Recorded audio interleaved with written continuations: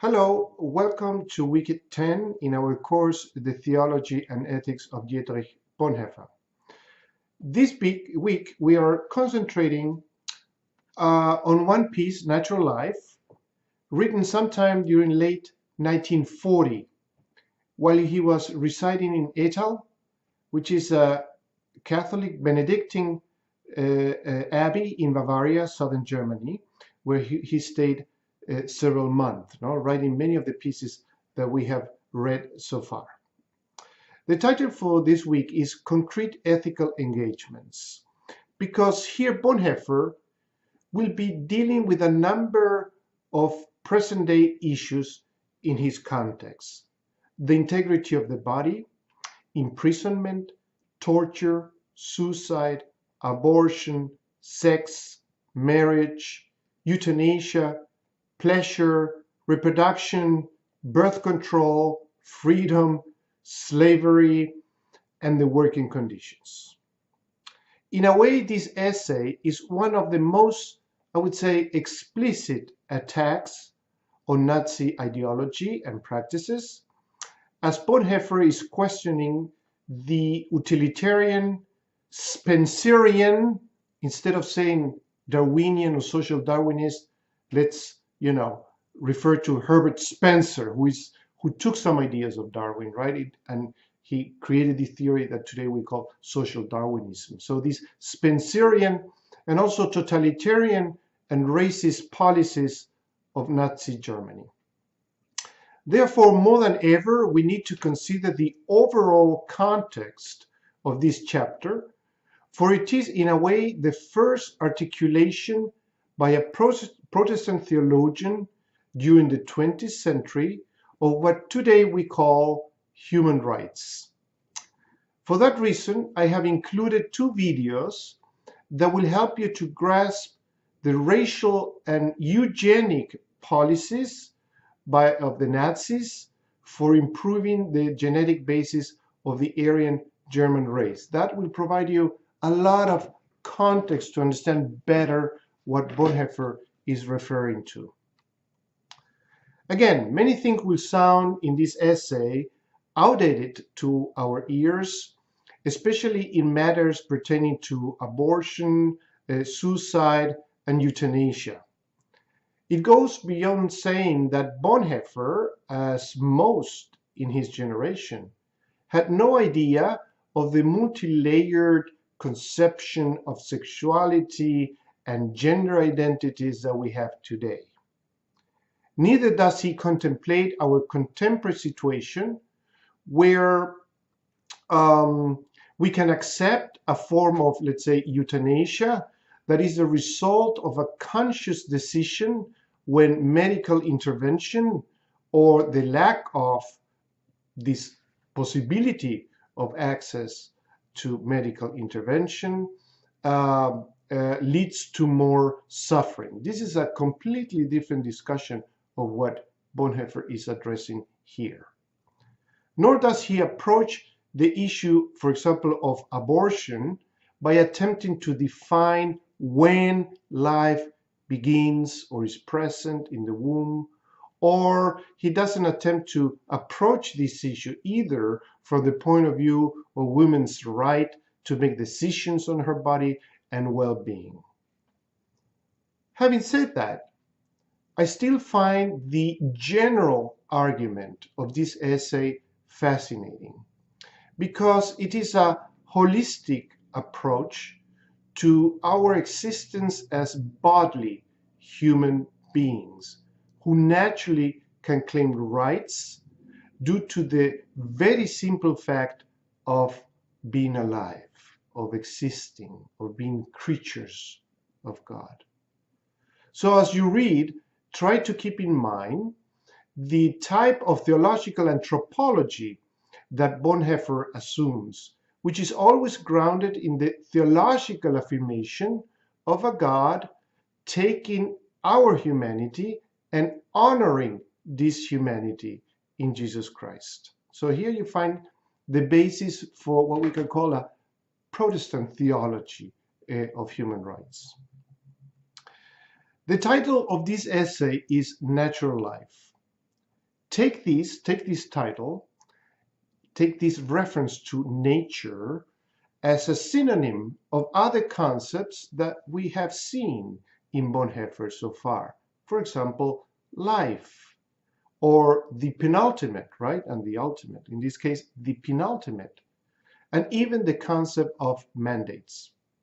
In this piece, Bonhoeffer is attempting to address what he perceives to be a deficit in Protestant ethics, namely that life and its circumstances are all lumped together in this Protestant classical ethics, no? All lumped together under the label or the conception of a fallen creation.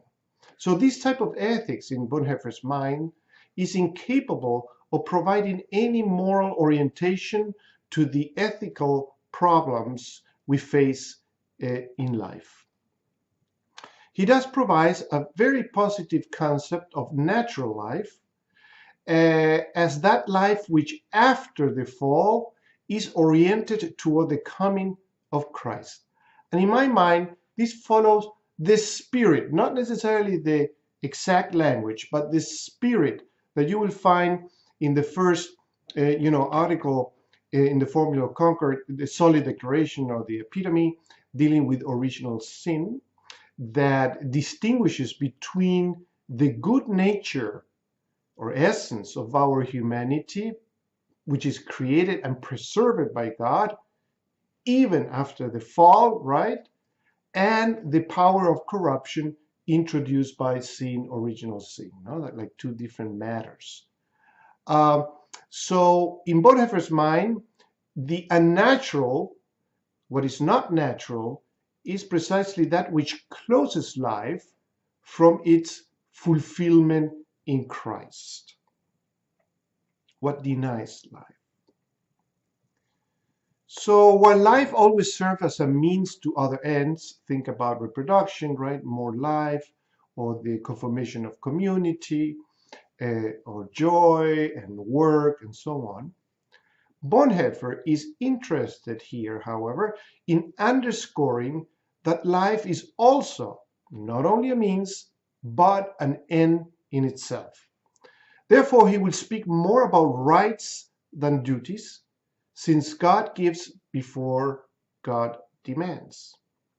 And when he starts speaking about rights in page 155 and following, keep in mind that this is not an abstract treatise on ethical issues, but a direct confrontation with the prevailing mechanicistic, collectivistic, utilitarian, and social Spencerian, Herbert Spencer, social Darwinism usually called, conceptions that were present in Nazi ideology, and that these conceptions also were percolating into the church, thus corrupting the message of the gospel. Now, a couple of things to pay attention as you read the text. Note how Bonhoeffer, in a typical Lutheran fashion that sees nature and life as ends in themselves, praises the joys and pleasures of the body, the centrality of housing for a good life, the importance of the pleasures of eating and drinking. Remember the jokes about Luther and beer, etc. Well, so the spirit is here. Also, his understanding of clothing, not just as covering a basic necessity, but from an aesthetic point of view, as adornments of the body. His reference to the joy of sex, play, the importance of relaxation and vacation, and so on. These, in my mind, are central components of a Lutheran ethos that is very distinct, very different from traditional pietism, Roman Catholicism, Calvinism, and of course, evangelicalism. Pay attention also to how he opposes euthanasia as this arbitrary killing of innocent life, precisely at the time in which the Nazi regime was carrying on the program that was called T4, inside of Germany. That is to say, the targeting of the mentally and physically disabled among the Aryan population, even wounded soldiers coming from the front, as an attempt to clean genetically the German race. Bonhoeffer's premise here is that every life is valuable for God. Also, pay attention to his understanding of self-murder or suicide as an attempt of self-justification. When you read this section, keep in mind the somehow aristocratic and romantic conceptions of suicide in vogue at his time, which justify suicide in cases of shaming, right? Due to, for example, a wounded honor, romantic failures, financial ruin, etc. A very patriarchal, we could say, conception. So his words here are harsh against suicide, but keep in mind the patriarchal context that tended to romanticize suicide as an act of self-murder, as Bonhoeffer calls it, as an acceptable solution for the shaming in life. So here the message is of the unconditional acceptance of God, or justification by faith. And this is what should guide our thinking and behavior from a Christian point of view, and not, the fact of being shame or losing honor. His reference to suicide, another thing to note, reference to suicide as self-sacrifice, which for him are justified when it serves not to repair the selfish honor that has been injured, wounded, but when suicide is the only solution for the sake of the well-being and protections of others. In this case, he can see how it becomes acceptable from an ethical point of view. Obviously, when he's dealing with this issue, he has in mind a scenario that may happen to him if arrested, which eventually happened shortly thereafter. Considering how, for example, information that he had could have been extracted, right, through torture and other means by the Gestapo, thus endangering the plot, right, to overthrow the Nazi regime. Another aspect that that is worth paying attention to is his view of marriage, which goes beyond the classical definition centered around its reproductive purpose. Of course, he will still uplift that dimension, but he will also insist in marriage as a bodily, spiritual, and sexual communion that doesn't have necessarily a reproductive aim.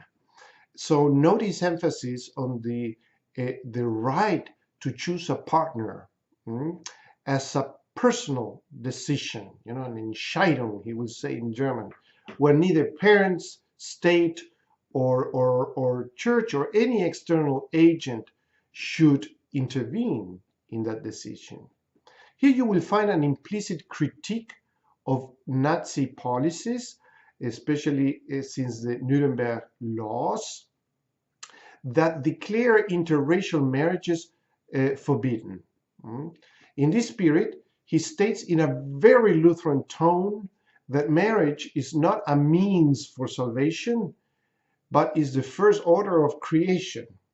Thus, marriage is concluded not by the church or the state, but by the two marriage partners, which was also Luther's view as well. So it's not the state official, the justice of peace, or the pastor who marries you, but you are marrying one another.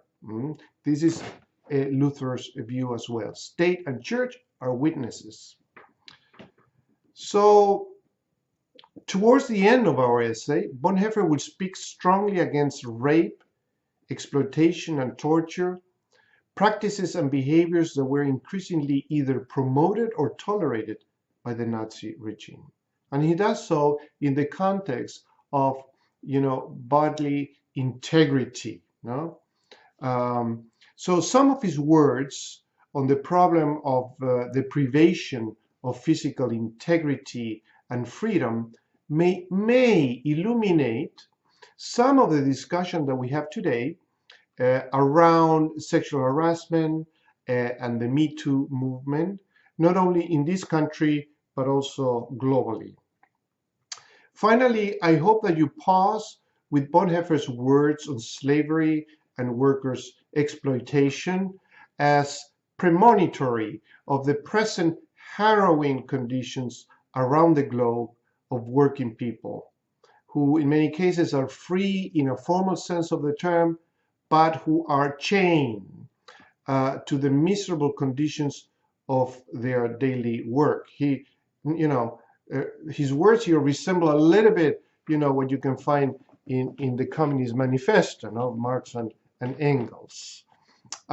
Remember that work is an intrinsic aspect of vocation in the Lutheran tradition, which opens the discussion as to not only how work benefits our neighbor, which is usually what we emphasize, and that's correct, but also how work enhances our humanity and our mental and bodily well-being, right? So not every type of work is the same, of course, and working hard not necessarily means to glorify God or to serve the neighbor. So it's the quality, this qualitative dimension that Bonhoeffer has here in mind. So while Bonhoeffer will present strong arguments in some of the cases that he presents, he acknowledges also the gray areas of life.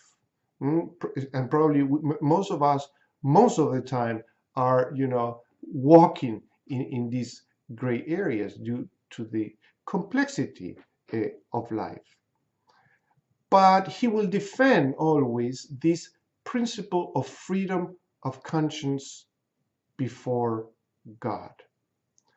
In summary, in this essay, you will find a Bonhoeffer who celebrates the dignity and goodness of the body in the midst of the most horrendous attack on the integrity and dignity of life that humanity has ever seen, at least in modern times.